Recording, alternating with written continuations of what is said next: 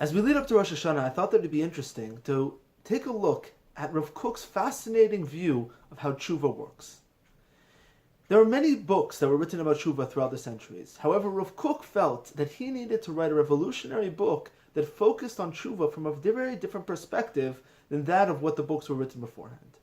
And he describes this perspective in his first chapter of Orot Chuhwa. In the first chapter of Orot Chuhwa, he brings down 3 different types of Chuhwa.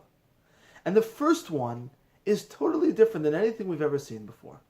The first type of Chuhwa that Rav Kook speaks about is called Chuhwa Tiv'it. Chuhwa Tiv'it means natural Chuhwa. Now, natural Chuhwa could differ from that of what we normally call Chuhwa because its focus is on the natural feeling that one feels when they do something wrong. Now, this is something that we go through in many different parts of our lives. We go through this when we feel that we're not eating right, we're not healthy, we feel that we're not treating our bodies the right way. This is what Rav Kook calls Chuhwa Gufanit. We take a look at the way that we live our lives also physically, and we say we're going to live our lives in the best possible way for our bodies and for our health. The next type of Chuhwa he speaks about is an emotional or spiritual Chuhwa, which is based around our natural inclination of what is right and what is wrong. Now, this is a complex type of Chuhwa, because in the end of the day, deciding what's right and wrong based upon our moral compass is very difficult, and sometimes there's other things that fall in the way. However, Rav Kook believes that in the end of the day, we have to understand that the basis for Chuhwa is the fact that we as human beings are created good. We are created with a moral compass, and that moral compass leads us in everywhere that we go. And that basis of understanding that we are good is the basis for all Chuhwa as we move toward the more classic Chuhwa, which is called Chuhwa Emunit, which is the regular Chuhwa which you find everywhere across the Torah that focuses on if you do something wrong, if you do an Avera, you have to do Chuhwa. So based upon this outlook, really Chuhwa is not only about regretting doing a Avera that's written in the Torah and then repenting and never doing it again.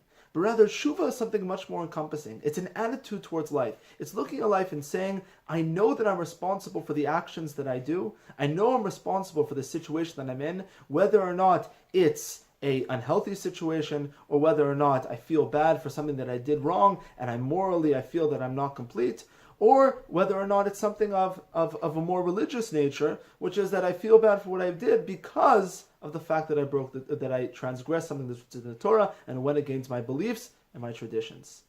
Now, that type of Chuhwa, when you put all those pieces together, has an all-encompassing way of looking at life. It's an attitude towards life as opposed to something just focused of a religious nature.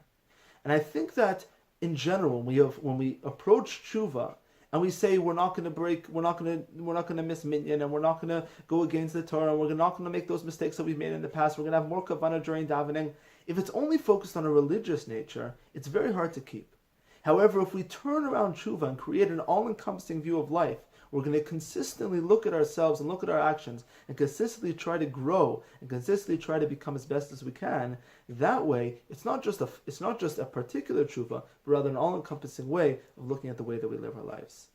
We'll focus on the next piece next week. Shabbat Shalom.